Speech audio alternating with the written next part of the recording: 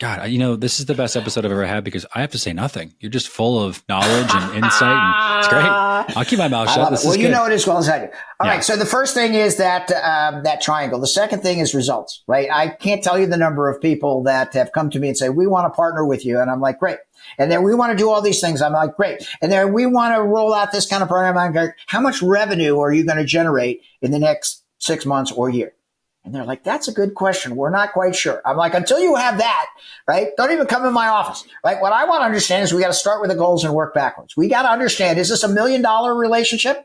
Is this like a $100,000 relationship? And unless there's skin in the game and revenue and gross profit that is assigned like work towards, it'll never work. Right? Lots of people want to do a press release partnership. Oh, yeah, that's great. Pound your chest. And we work with Microsoft. But unless there's dollars behind that where you're both committed, right, to getting to that level, then it's not going to be successful. It's a mutual outcomes. Yeah, I agree with you 100%. Yep. Exactly. And because that will help define what type of priority and what resources that you'll put behind those programs. And it doesn't necessarily mean if it's a low dollar volume that's bad, because some of these programs take years to percolate, right? It just sets the right expectations. But if you don't have revenue behind the partnership, it's not really a partnership. It's, I don't know, fist bump or a handshake or something like that. You're just hanging out. Exactly right. So I always want a strong economic foundation, and I want to work towards that goal. And then it's a scrum. Right. I don't know if you have any listeners that are rugby players, but like what Don Buellins, who is an amazing man, once taught me, he's like, it's harder to sell through partners.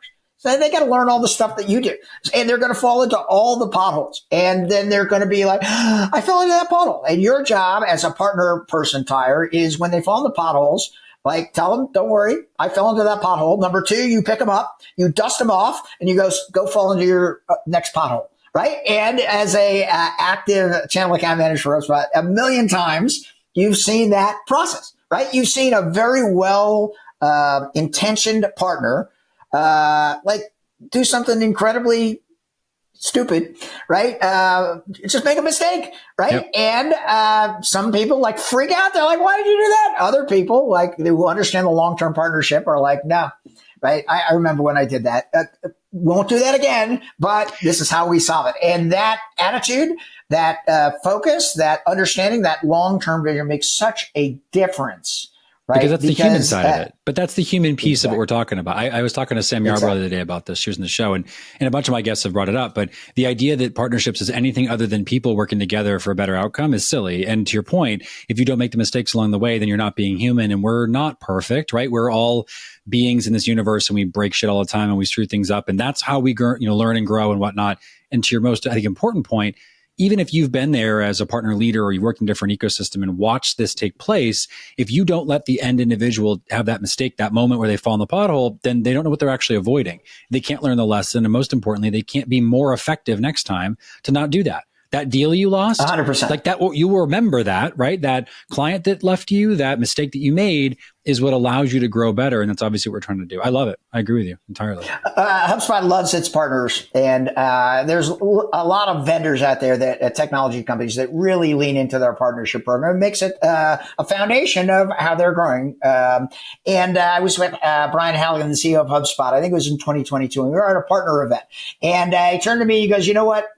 Our partners are more vested in the HubSpot vision and future than our employees. I'm like, how could that be? He's like, Dan, any of our HubSpot employees can go out and get a job in 5 minutes, anywhere in Boston or anywhere across the world they work for HubSpot. Our partners, right, if we screw up, they've dedicated their entire lives, livelihood, and financial future on partnering with us. We've got a commitment to that. And I'm like, okay, that's pretty smart. And that's true.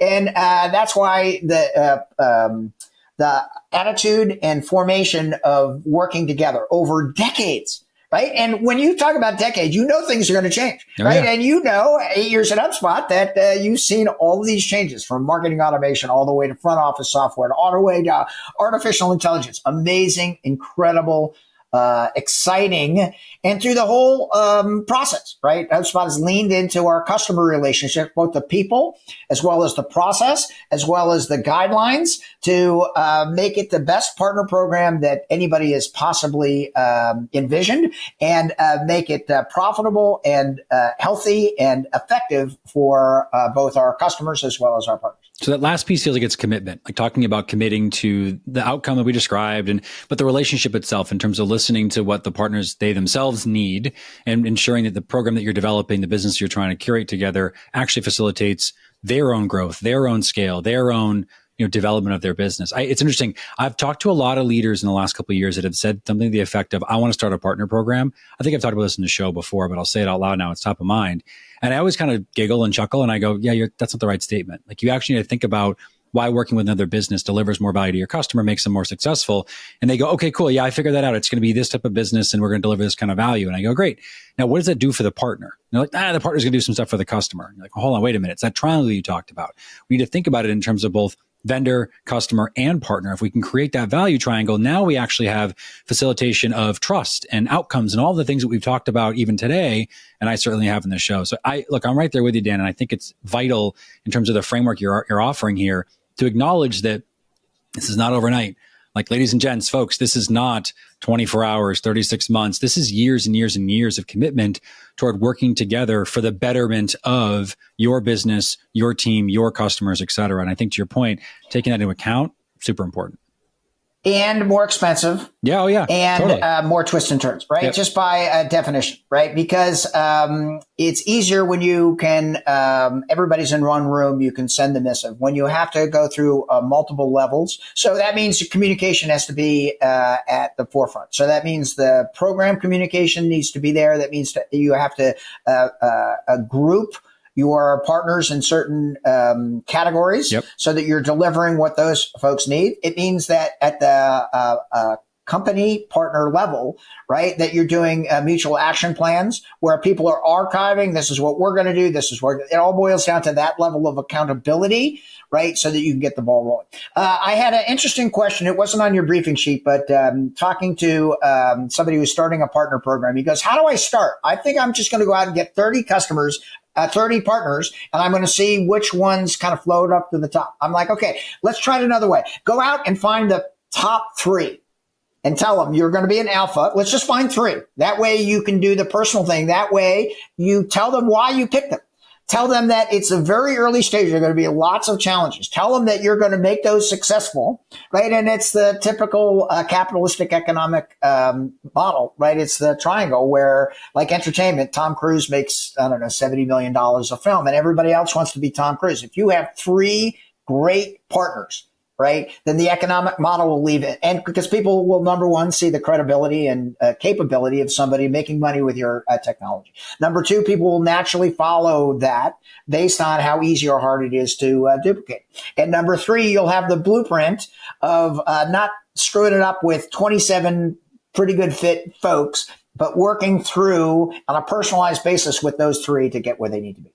I want to double down on that real quick before we end. That is the most important, profound thing, right, that I really want to make sure folks hear. So we're saying is very specifically, don't talk to everyone, talk to the right ones. And when you do, invest in them. I love that piece though, Dan. That's so important. It's easy to say, go ahead and go be productive. Go get them, kid. Instead of saying, here's how we will go to market together, deliver value, build a business. And then once we prove the market, once we prove the model, everything's working, we have a business model in a box and we can go deliver it to hundreds or thousands or whatever we need to thereafter. But those partners will follow your most successful ones first. I love that blueprint idea. It's killer. Thank you very much. Brilliant. All right. This has been, like, as always, shot out of a cannon. I love that about you, Dan. Anything else you want to share with listeners in regards to partnerships? I usually would ask more questions, but I know you are a thinker. So anything else you want to anecdotally drop here at the end before I let you plug where folks can find you and whatnot? No, that communication aspect is important, right? You've got to commit, recommit, and commit on a regular basis. You've got to interview the customer end user. What do you want in a partner? All right. But we wish you the best of luck in launching your partner program. If you're a partner and you need help, the one advice we give to raise your hand, right? At HubSpot, we're always willing to help folks in whatever that they need to become even a better partner.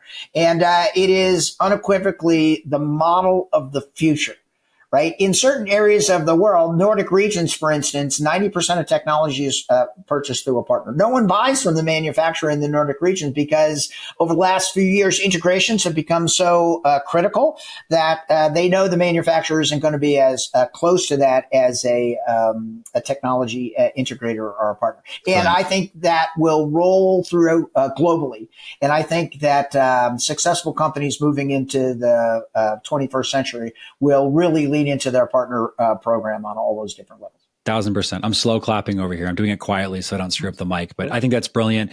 Jay McBain, the gentleman who leads Canalys in their analysis of global markets and ecosystems, was saying the other day, it's absolutely the decade of the ecosystem. And I couldn't agree more. I think we're on the precipice of something really great. I have been grateful for your time today. Super insightful as always, my friend. Love your energy.